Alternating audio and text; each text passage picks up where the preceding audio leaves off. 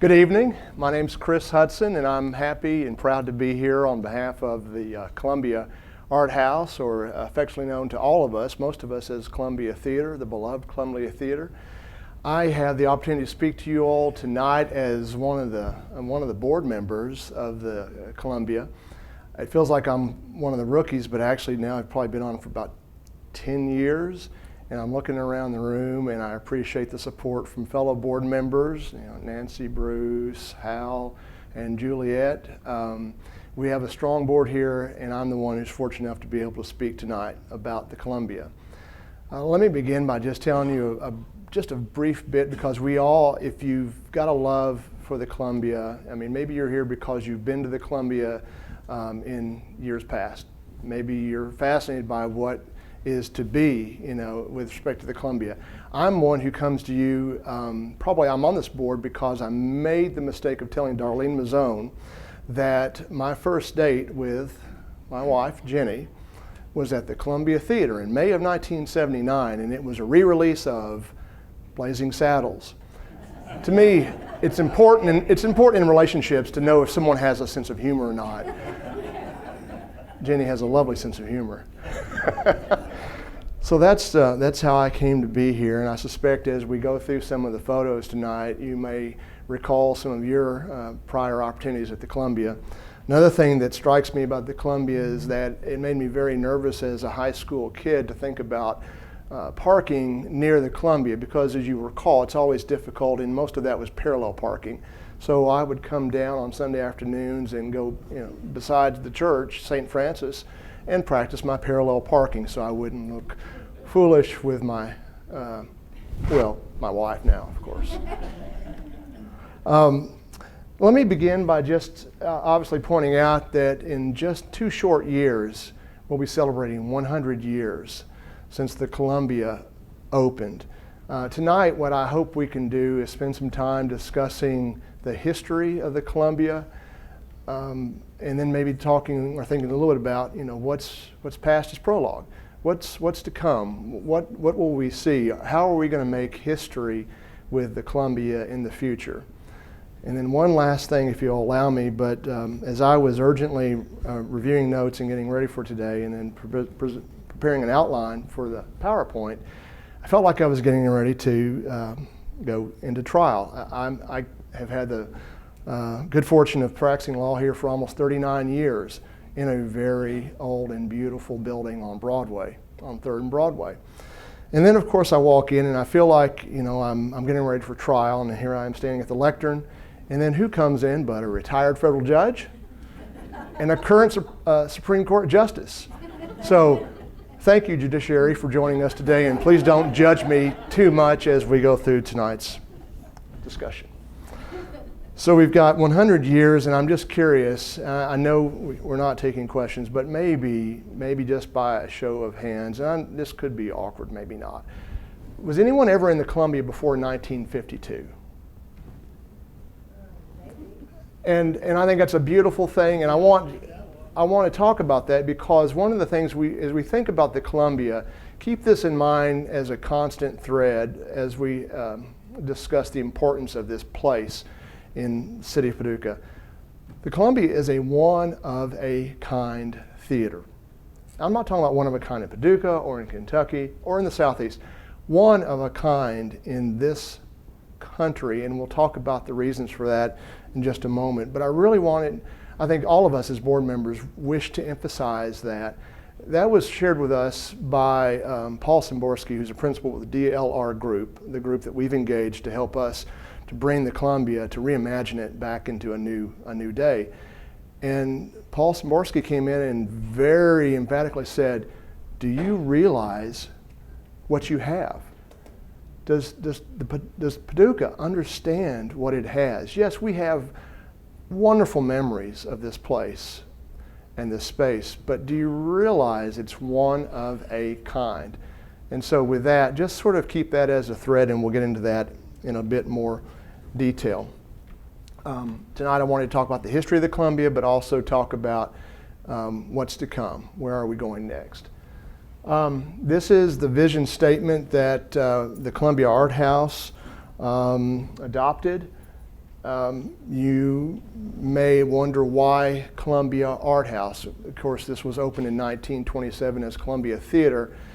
Our plan, as a group of volunteers now serving as board members for the Columbia Art House, is to see this space not necessarily as a theater only. In fact, more so a place where we can host cultural events on a regular basis. As you can see here, we refer to the diverse cultural experiences we hope the Columbia will host going forward. One of the key phrases I hope you'll also look at and we'll focus on here tonight is the statement, our vision of sustaining economic vitality in this community. Oftentimes I'll speak as just one board member. I'm probably speaking for the entire board, hopefully for the community at some time. But this one board member believes that this particular structure between the 5th and 6th blocks on Broadway is a key to how we do as a community, and particularly for downtown Paducah. How do we stretch Paducah from the river down the street, down Broadway? I'm on 3rd and Broadway, and I see a lot of activity, and I love the activity from 3rd to River. Let's stretch it on down, and the Columbia is, in my estimation, a key to that. So here's our vision statement. By the way, we are 501c3. Did some good work on that, and in 2021 achieved that status. History.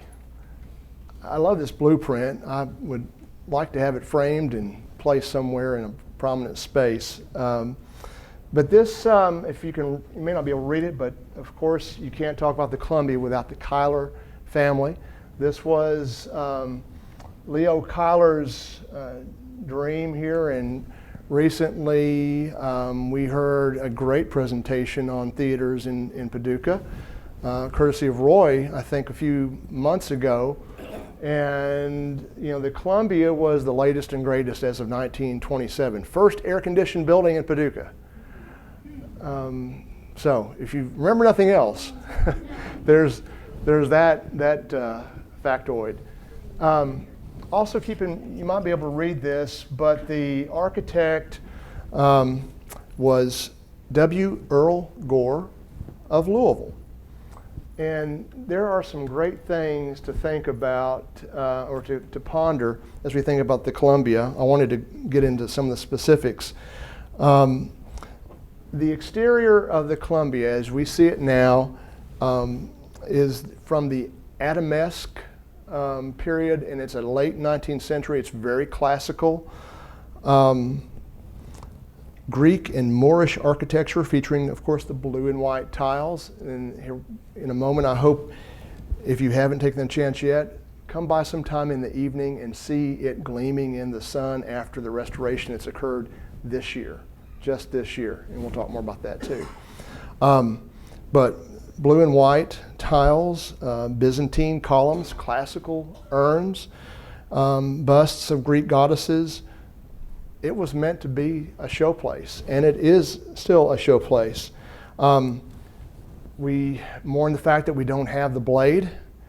I don't know. I mean, I moved to Paducah in 1976. It was long gone before then. I don't know how long it's been gone. It's been gone for a while, but 35-foot tall blade with 2,300 lights to lighten up Broadway. And as I was speaking with Roy a little while ago, the opening night was April 18, 1927, and the movie was It. It. And Clara Bow was the star. I'm told it was a romantic comedy, so a rom-com opens up the Columbia in 1927. We are not, as a building, on the National Register of Historic Buildings. However, here we are with our downtown historic district, our downtown commercial district. And so the dark outline, and this is from 1980. Eventually, we received approval in 1982, but this just shows you that we've got a large historic commercial district. And so that goes back to the point I hope I was making, Will, a moment ago, and that is, we've got a lot to protect and preserve and to enhance as we go forward. And there's our district right there. So we are in the historic district, and as noted there, the heartbeat of Paducah, where economy and history thrive. You know, one of the things about restoration and preservation is that sometimes you can get caught up in preservation for the sake of preservation, which for some of us, me, I think is a wonderful thing. But what else? What's the next? What else are you doing with that space? And some of you all may have that question today. We know as board members we've received that question. Okay, great. We're going to save the Columbia. Then what? And that's what we'll talk about toward the end of the conversation tonight. But I hope by talking about the history, by revisiting what this has meant to us since 1927 until the time it closed, I hope that then serves as a foundation to help understand and explain why we need to make history again. We need to open this again as a reimagined space. You know, again, I think that this is going to be an economic driver for downtown Paducah, and we'll offer a few examples of how that's played out in some other communities, some nearby and some far away.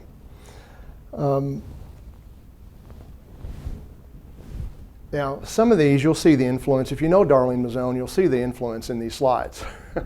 This one comes right at you, doesn't it? We cannot continue to lose historic places. Here's just a little bit of an example I wanted to give in terms of when you think of place, think about you know, a place that means something to you. Many times it's not new construction. It's going to be a building with integrity, a building that's been around for a while, a building that has some meaning.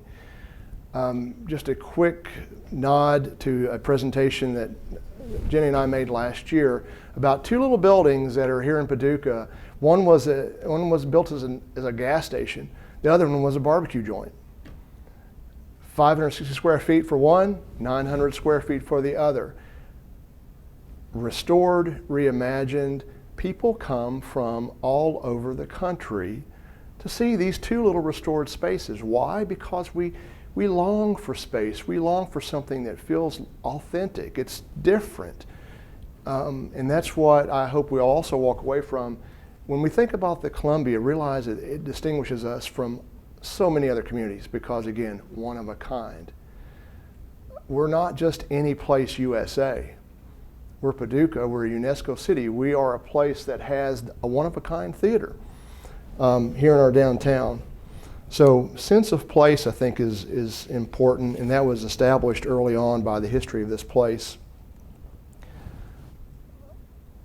And forgive me, I may get on a soapbox at times because I'm passionate about this at this point, not just because it's preservation, but mainly because, like many of you, I love Paducah. I've now lived here for quite a while, blessed to have kids and grandkids both here. Really want to see us thrive, and I think that this is a key to that. So we've got a few shots of Paducah, and what I love about this one is that if you look at the Columbia, you see that a classic in my estimation, Caddyshack, was playing, so that means it was 1979 or 1980, along with Close Encounters. This is just a shot of the downtown historic district, and then if you know, I know we're not taking questions or comments from the audience, but these three buildings that are depicted in these photos all have something in common. They're not here anymore. They're gone. I think to some extent we wish that we could maybe have another day with these places and spaces. We'll do what we can do, you know, going forward, but it'd be nice to maybe have had another opportunity. And that has been a constant theme that we have, you know, we've as board members, we've talked about what do we do to keep the Columbia? How do we preserve it? And I'm going to give some happy news about that as we go forward as well. This was a little bit about investment. There was a lot of updating to do here, but what is accurate is that we've we have looked at the restoration in phases, and presently we are happily engaged in phase 1 and making considerable progress. Historic tax credits, we'll talk about that in a little bit, both federal and state. I did want to just, again, to try to be objective about this, because again, I realize that I've got a special place in my heart for the Columbia. But objectively, we've received communication from the executive director of the Kentucky Heritage Council. And as we were looking at the 20% state historic tax credit, and please know that as board members, we are working to be independent. We're not looking necessarily, we want to be industrious in how we go about funding the restoration of this space.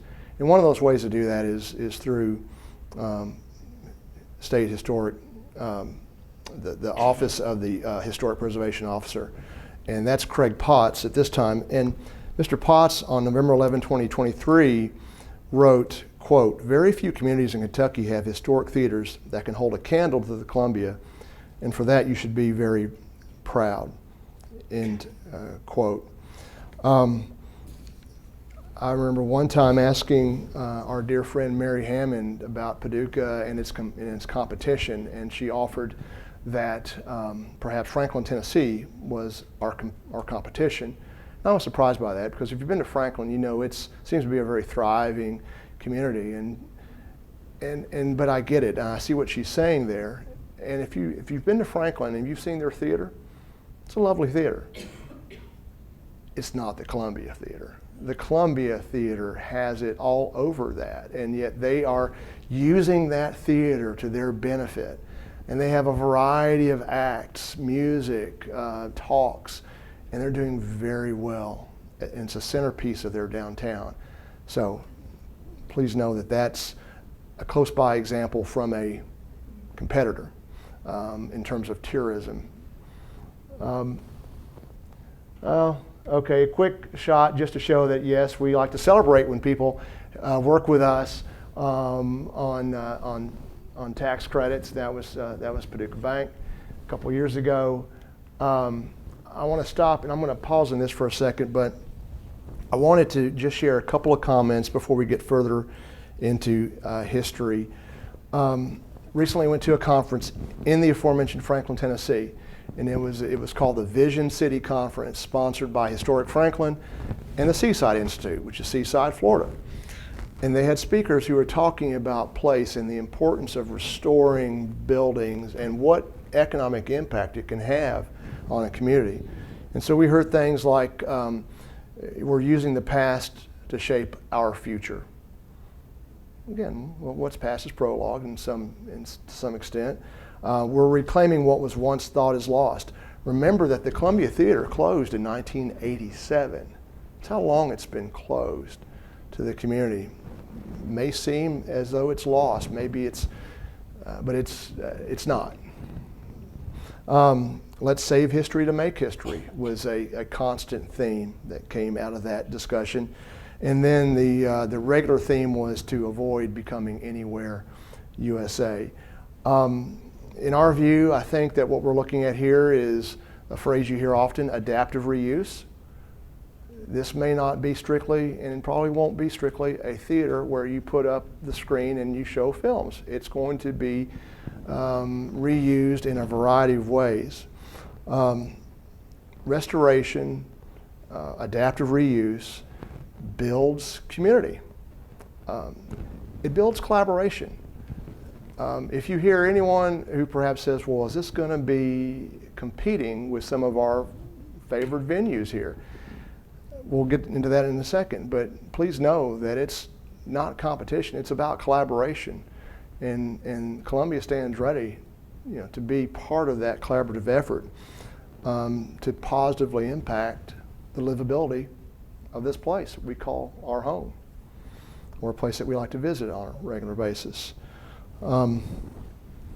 So let me move forward just a second. Yeah. Oh, yeah. This was one, I'm glad Darlene put that in there as well. Again, all caps and exclamation point. But what does that tell you? When the Leadership Paducah classes, typically made up of younger professionals, mid-age professionals, and they come away and they all say that's got to have to happen. What is going on? Because we've got to see that through. And even Youth Lead seems to be impressed by it as well. So we're happy for those opportunities. How did we get here? This is a bit more of the history. It's a 2003 deed. You know, forgive me, I'm a lawyer, and this is a part where I think we need to understand what happened when the Kyler family decided that they did not want to continue to hold the property. Theater closed in 1987, it had been closed, and in 2003, the Kyler family conveyed the property to the city of Paducah. The most important part about this is that this is one of those a dollar and other good and valuable consideration things, and in this case, the good and valuable consideration as far as the Kyler family was concerned was that this is a gift to the grantee, the city of Paducah, to promote economic development, tourism, and other related uses which are beneficial to the economy, vitality, quality of life, and growth of the community. I submit to you that that is really important because that's what the Kyler family had in mind. Trying to, look back at Leo Kyler and say, okay, how do we honor what he intended to happen here between 5th and 6th Street on Broadway? And when it came time to talk again about, talk with the city about how do you partner with this group of volunteers known as Columbia Art House Board? This came up, this was a reminder.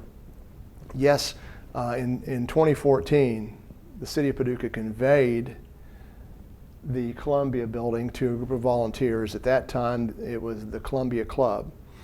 Columbia Art House is the latest iteration of the organized individuals who are trying to bring this back to life. But even after the conveyance by the city to Columbia, now Art House, the request was, please continue, city, to partner with us, because this is what the conveying family had in mind. And indeed, the city did and has partnered with us. And you may have seen the news in 2024, last year, we worked with the city and rejoiced when they agreed to a matching grant of $500,000. And just this one board member, I will say that has made a huge difference. And that's why you see the work going on at the Columbia Theater right now. I hope you've seen the scaffolding. I hope you've seen the lift trucks. You may have even seen the windows of the second floor wide open, because we've got new casement windows. And I was up there yesterday, and it was the first time I'd seen light in there, and I don't know how long. It had been dark. So wonderful things are happening, and we're really thankful that the city of Paducah recognized the importance of the investment in the matching, gave us the matching grant.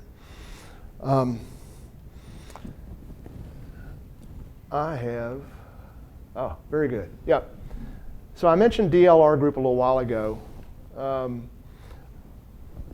It's one thing for a board of individuals to believe in something and believe in it in such a way that they want to make it happen. Our board wishes to save the Columbia, restore it, and then offer it back as a light on Broadway, a way to promote the economy, to promote culture. But what does everyone else say? It just can't be an echo chamber in the rooms where we meet. So we raised the money. We raised $23,000.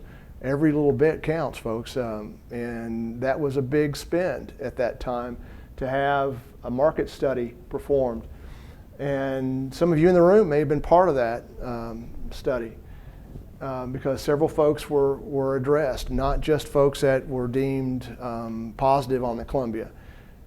You got to hear the tough words, right? And they came back and said, we recommend it be reactivated. I like that word, reactivated as a flexible local and regional arts and meetings and events venue. So see, again, focus on that. Regional arts, meetings, events, venue.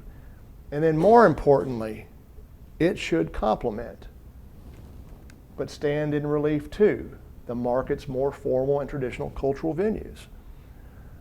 Not looking to move anyone out and not looking to take any share of anything, but looking to complement, stand in relief, collaborate with the others that are here in town. So that was the message back, and that was encouraging, and we went forward with that message. Now maybe back to the history, because Bobby told me that a lot of folks may want to spend a lot of time on history, and boy, do I have the information for you. I like this photograph because there is the blade. I suspect, again, and we have no idea where that is, no idea what happened to it. You know, I suppose we can make something up and it would be a wonderful urban myth, but just don't have a good set of facts to understand what happened to it. But there it is, and you know, it essentially looks the same now, except for the marquee. That is the original marquee in 1927. The one that you see now that's currently under repair, under construction, restoration, was placed in 1965. So even that has got some age on it. I wanted to talk a little bit more about the exterior because, again, I told you all this was one of a kind, and now I haven't done my job and told you exactly why. One element, Adamesque exterior, and that's what you see here, and we talked a little bit about that a little while ago. Very formal, this very classical. Leo Cuyler meant, you know, I don't know Mr. Gore's work from Louisville, you know, what else he may be known for. I should have made that list because I know there are other things. But it was a very classical look. He meant to impress, and indeed he did. But then go back to the question I asked at the very beginning, and that is, who might have been in the theater before 1952? Well, the way the theater looks now, even in its rough stage, is essentially the way it looked dating back to 1952, and that's the second piece of that one-of-a-kind puzzle. In 1952, the Cuyler family, at that point, Jack Cuyler, decided that the theater needed an upgrade. Let's face it, you know, this was the time. I mean, the movies were becoming a big deal. Hollywood had become, you know, all the rage starting in the 50s. And so the Cuyler family decided to adopt the Skoros style. That's Skourus. And the Skoros, that's a family, was a family of movie theater owners in California. And what they had introduced was these ornamental plaster elements. I wonder how quickly I can get back. I want to go back to the very first slide. Okay. So even though we've got some things on it, and this is a rough state, it's a beautiful photo in that it captures just above the stage, above the screen, that Skoros style addition that was added. The Skoros brothers were Spiros, who was 20th Century Fox, Charles, National Theaters Inc., George, United Artists. And so what the style did, some people have called it Art Deco, and that's not actually correct. It's part Art Deco, it's also part Baroque, and then a strong influence of Spanish colonial styles, and that was the Scoro style, and it was done to create a more lavish look. So before 1952, Columbia Theater, and we'll see some photos of it in a moment, was rather plain.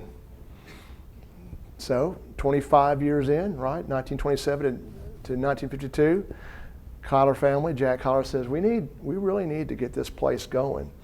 And by the way, I don't know if you all knew this, but the Cuyler family they were sort of Hollywood here in Paducah. They had folks who would come in from New York City, from Hollywood. If a movie was premiering at the Columbia, those stars would come here in the 1950s because of the wonderful and majestic Columbia Theater. Now I need to go all the way back, but that's okay, it'll be worth it. Pardon me for doing that. So here are some photos. Of course, this one on the right, certainly post 1952. Note the stage on the left. That's one of those openings, and if you remember Jack Cuyler, you can kind of spot him, I think, toward the right, looking at a gentleman who appears to be wearing maybe a cowboy hat, I'm not sure. More photos. Apparently J.C. Penney, back when it was downtown, would have movie parties. And I mean, the place is packed full of kids. Again, this is post 1952. Just enjoy these because you get a really good look at the marquee as it appeared before 1965. I don't know the movie Boomerang. Jane White, I think I recognize, I'm not sure. So I don't know the time period there, but it is clearly pre-65. And then another shot of the Columbia there on the left. Volunteers. Really what we wanted to do here is just, and this still gives you more history, because at least in our time within the theater, those who have volunteered, those board members have come to have a really good understanding of the theater. If you were like me and you went to the theater as a kid, went to movies there, probably you didn't have any idea that there is basement space under the stage of the Columbia. Maybe you all knew that. I had no idea. I remember one of the first times I showed up, it was a cleanup day, and we've had a few of those cleanup days. And it was Hal, you probably said, follow me. And so I go down these rickety stairs, and there is this space, and it's a basement, and that's where vaudeville happened. Made all the costumes in the 1920s and 30s and into the 40s. Dressing rooms. That space has separate dressing rooms for the performers. Sewing machines. All the things you would need to create a production. And we're not talking about film. We're talking about a stage production in the late 20s and into the 30s. I wish we knew when the last vaudeville act performed on that stage, but that's one of the things you learn. That's one of the perks, I think, of being a volunteer and getting to get into the space. These are important photos because the one on the right, those aren't volunteers. Those are paid folks because that's asbestos abatement. Full respirators, the whole job. And what they're doing is they are working on that screen that if you walked into the theater in April 1927, you would have been greeted with that screen with Lady Liberty. And it needed some work. It needed to be preserved, and I'm so happy to say it is preserved, in large part due to Kentucky brownfields grant that allowed for that work to be done. You might recognize the photo on the left. That's one of the ways up the stairs to the balcony. As a kid, for me, it was just the Columbia 2, Roman numeral 2. But sometime before 1974, I think it was still the balcony area. There's the basement. And I have no idea how many tons were probably carried out of there, but it's a remarkable space. Just tells the history of this remarkable place. Far left, do you see anything about the aforementioned Lady Liberty screen? There's a huge hole in it. The original fire curtain was repaired and restored because in the 1970s, what were they doing in the 70s?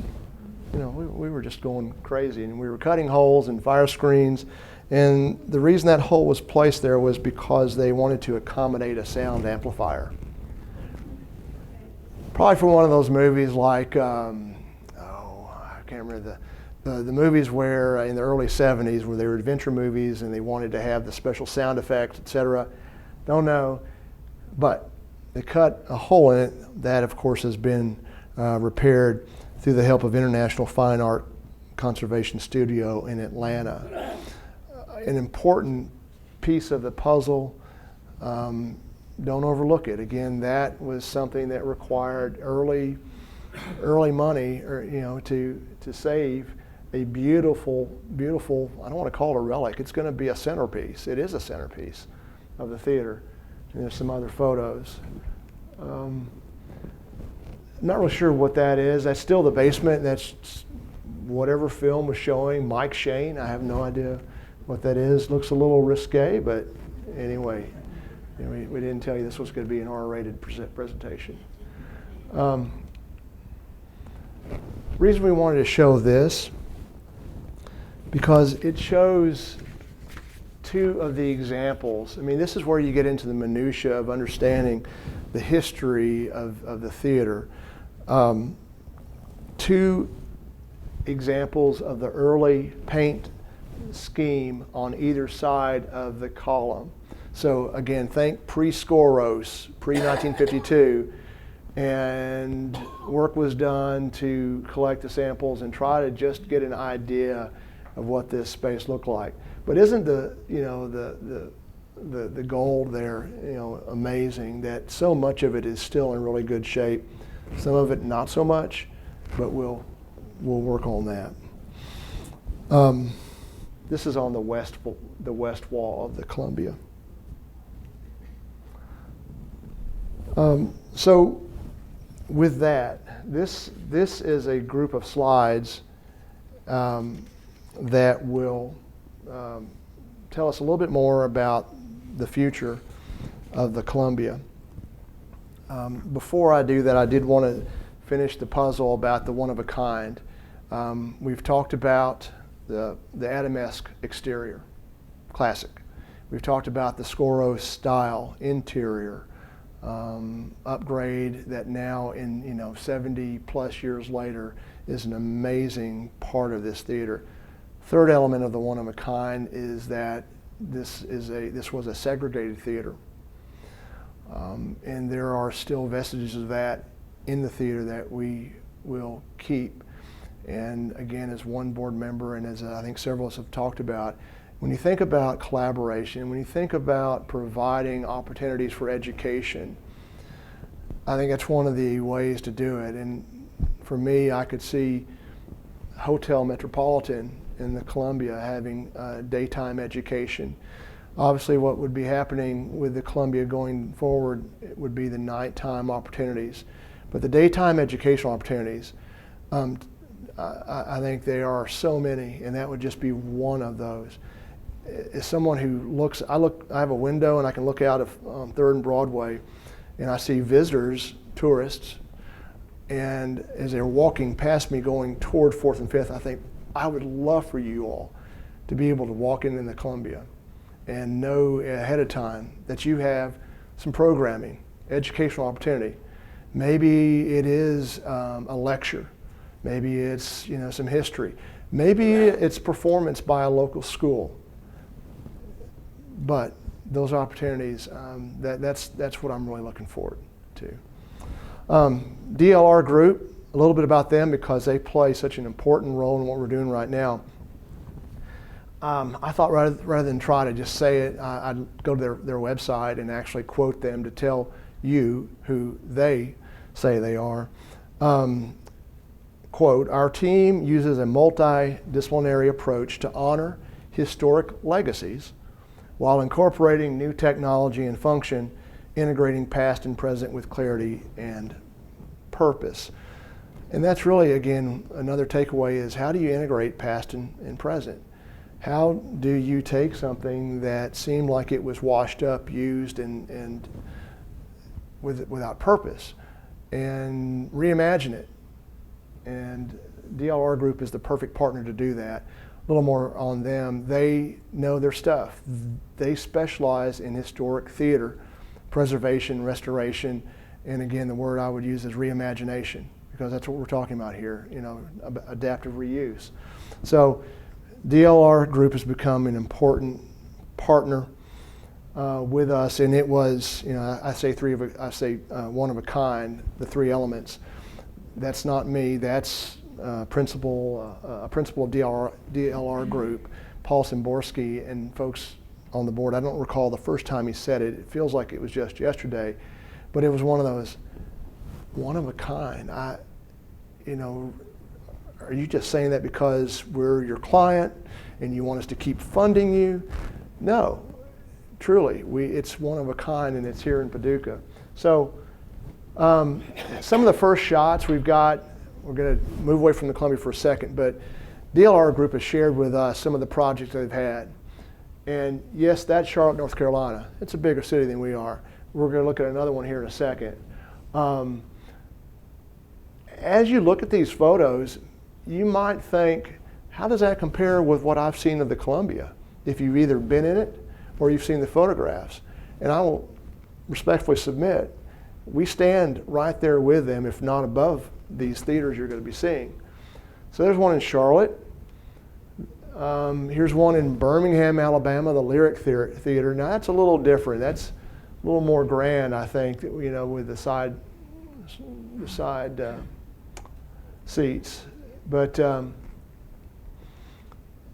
and you also see the other thing that's consistent about this is that we're not the only place that has a historic theater that was forgotten at some point in time and needed a little help. Here's Rockford, Illinois. I don't know how they compare in size with us. Probably close, but they have a historic theater, and they have now turned it, I believe this is one of those, it's like an arts district. And so DLR Group is also, and that's not what we're talking about tonight necessarily, but they've also been able to use these historic theaters and made them the center of an arts district where there are other spin-offs for cultural and arts opportunities. Pittsburgh,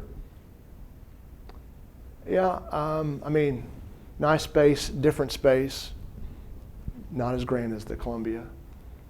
And then Sandusky, Ohio, they had a pretty horrific storm that came off of Lake Erie that impacted them, back of the house there, but they're up and running as well.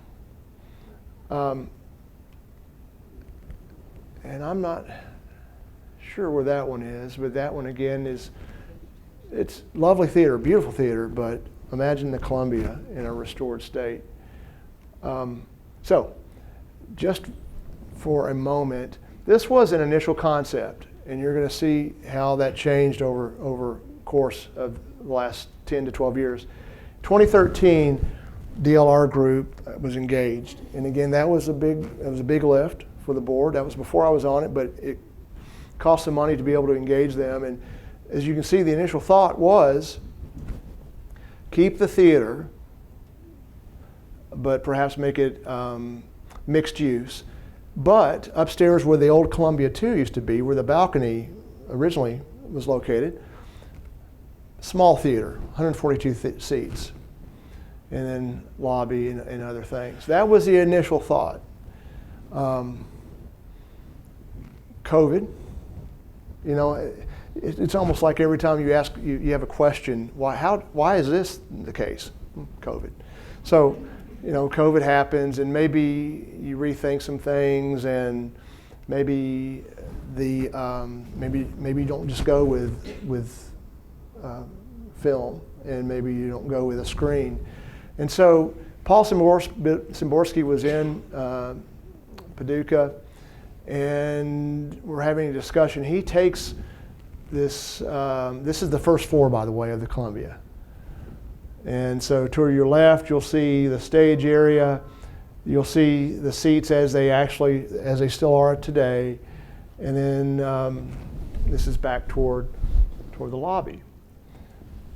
And Szymborski starts to talk to us, and we start to talk to him about having a more organic approach to the way this theater is presented. It would not be a classical preservation where you do everything the way it was in 1927, but rather protect, preserve, enhance the Scoro style, protect the obviously the exterior Adamesque, and reimagine. Again, here we are, you know, reuse this space. And so this is a thought of removing the seats, extending the stage out. And then these yellow places that have been, that would be loge seating, slightly elevated, but for the most part, standing room or bringing seats in for whatever performance, whatever opportunity may be. Be it, I call them TED Talks, but speakers who would come in. Music, we have had, and Paducah we are a UNESCO city. We are very much arts, culture. Music is, in my estimation, is really catching on, and people will travel for music. Personally, I will travel to the Ryman Auditorium in Nashville on a regular basis because that is the mother church, and it's an experience to go there. You all probably have traveled, and we've traveled recently to the Fox Theater in St. Louis. It's the experience.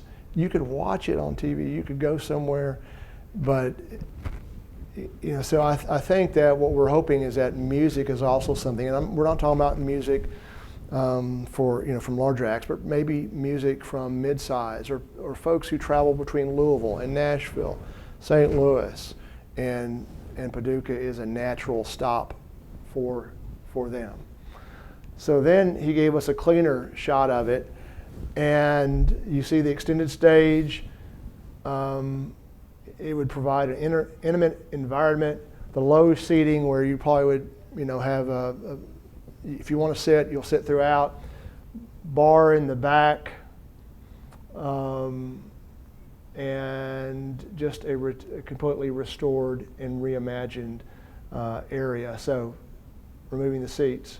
This is a working plan right now. We just, as board members, we just wanted to save the place, right? We wanted the building to be restored and preserved, and I'm really happy to report here in just a moment that we've made great progress. Again, drive down Broadway, look up, and you're sure to have a smile on your face when you see the activity there. I don't know that I'll spend a whole lot of time on it. These are numbers that they shared with us. The walk away from what DLR Group was sharing with us was just the impact of arts, and particularly nonprofit arts. So again, we're a 501c3, and the numbers are obviously large. They're also a little dated, so forgive that. But I appreciated the fact that they have done the studies and they realize that there's some importance in what we're doing. Again, for those who very much love and enjoy the arts, this is just DLR Group's study showing that employers desire to hire people who've had some creative experience. And then more numbers. This is more related to Paducah. Again, in my estimation, it's a bit aged. However, I was looking at some notes I made in presenting to a couple of our local legislators a few years ago, and friends from the Tourism Bureau will have the data on this and could speak to this better than I can. But in 2022, I understand that Kentucky's tourism was 12.9 billion, and of that number, Paducah-McCracken was 314.2 million, which was up 21 million from the year prior. And so what I would submit is that number can go and will go higher when you offer a restored and reimagined, one-of-a-kind space that will complement, again, to use the word complement, the existing opportunities we have in Paducah, and will enhance the cultural and the tourism opportunities for Paducah and McCracken County. This was DLR Group, and those are, the top line, those are some round numbers, boxcar numbers. However, that's about where we are. We've been very fortunate to be able to partner with Ray Black & Sons. We had a competitive process, a bid process, and RBS was successful, and they are a great partner to work with. 5, 7.5, and 10, we like the 5 number, and that informed the organic approach that you saw a moment ago for the first floor of the Columbia. Construction costs go up. Will it be closer to a middle number? I think we have to assume such. But so what are we doing? That's something. All right, let me come back. So you'll have to look at me for a second because I've run out of a slide that I want to talk about, but I have something I do want to review, and that is, where are we now? And again, City of Paducah has partnered with us, and we've got the matching grant that, in my estimation, took us a long way towards getting the Columbia in a safe condition. We're also, though, very proud of the fact that the Paducah Chamber of Commerce has identified the Columbia as one of its 2026 state legislative priorities in the amount of $6 million. We're really, really hopeful for the 2026 budget session that's going to be here before we know it. And it's not just being hopeful, though. Again, we have worked to be good stewards of that which has been given us thus far. And as a board, we thought through the process of, do we need to hire a lobbyist? And initially we were reluctant, but we have now taken that step, and we are hopeful that that makes the difference. So we have a lobbyist group out of Frankfurt, Top Shelf, that is already helping us to engage with the legislators and hopefully not only be on the radar, but be successful in finding our way on the budget in 2026. So this is all about preservation, restoration, reimagination. Also, though, wanted to talk a bit about operations, because that's the part of, okay, you've saved it, now what? And I've heard that question a few times. Great, you're going to save it, now what? And one of the important things we're doing now at this early stage is looking to have conversations with those who would be in management and in operations. We really hope to find someone who specializes or who understands historic theaters. Not too many of those out there, but we're going to, I think, as I look at the board members, we're going to have a high standard. But we are looking at the operation piece and the management part. We've talked to other historic theaters. We've reviewed profit loss statements. The good news is that these places are making a margin. Small margin, but a margin. But the importance is the economic impact that that restored theater has on the surrounding area. rising, or lifting up everybody that's around them, creating opportunity, causing excitement, bringing more people to a community. So the focus certainly should be on, can you make a margin? Got to keep the doors open. But the actual impact is going to be far greater than that in our estimation, based on what we've heard. We had a road trip to Hopkinsville. They've got a theater. They've got a restored theater called the Alhambra Theater. And the executive director was very clear to us and said, yes, I will share the profit loss statements. It took us a second to get those, but she shared them. And it didn't show much of a profit, but it showed a profit. But she said, friends, what I want you to know is that look around, and we were outside. Look at these new restaurants. Look at these buildings that were empty that are now being restored, condominiums, businesses down below. It was exciting. I know Hopkinsville and that area around the Alhambra a few years ago, and all due respect. And it's a very nice, livable space at this point with a lot of folks living in that area. So where are we right now? We're working hard to get phase one completed. We're almost there. My friend and our fellow board member, Jeff Cantor, who you all may know, an architect here in town, and usually handles all things construction for us.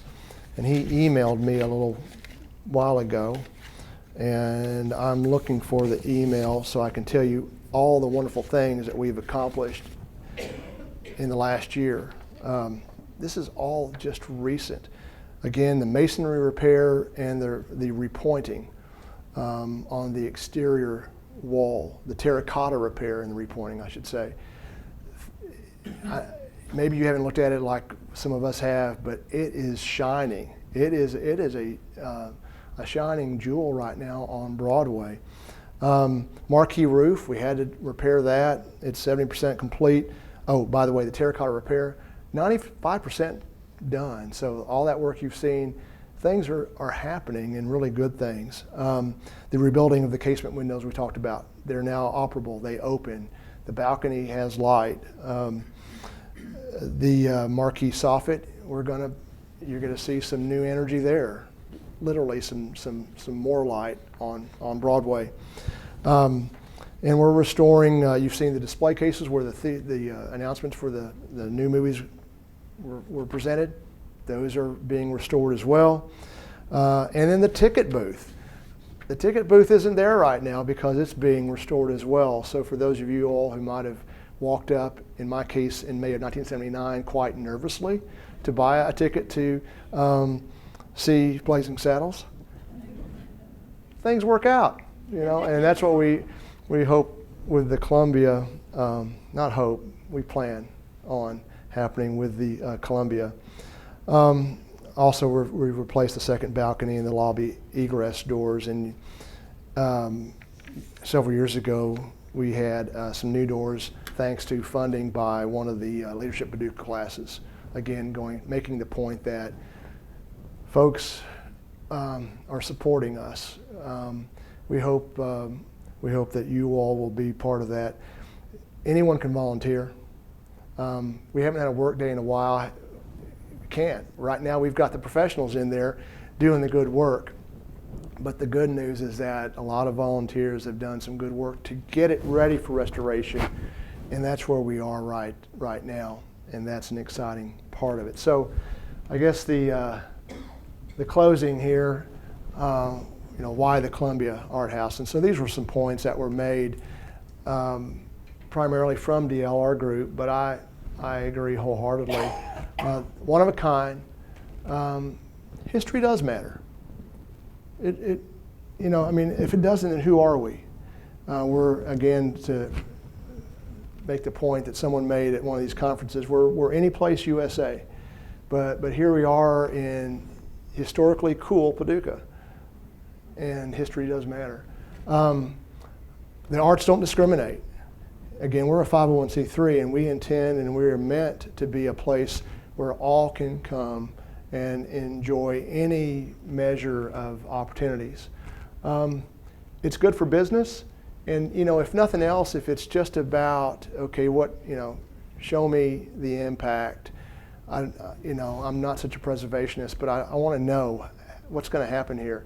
Respectfully, it's good for business, and that's what we have seen with other historic theaters, the impact that those have had once they were reopened. We do want to be on the right side of rebuilding our communities. We don't want to be a place that's known for just simply tearing down its history and its great spaces. And finally, interest, vision, and will. That's what they offer. It's about having the interest, having the vision, having the will. And I would again just leave you with saying that it's about collaboration. It's about being able to see what could be willing to collaborate. We're not competing, we're collaborating for the good of the community. And so with that, I believe that ends our time this evening. Thank you all so much for listening and for your time.